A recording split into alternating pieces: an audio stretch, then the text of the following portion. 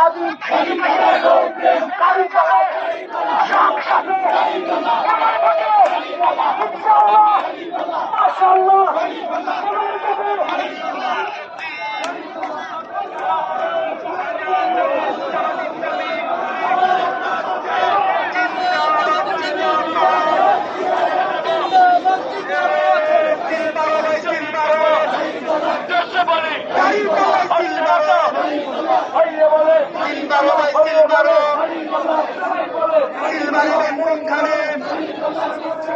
দাঁড়িপাল্লার মাঝখানে সিল মারিবেন কোনখানে?